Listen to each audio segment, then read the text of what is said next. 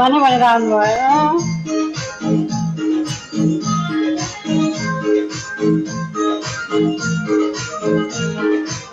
चपाउनु चपाउनु चपाउनु चपाउनु ल्याङ ल्याङ ल्याङ ल्याङ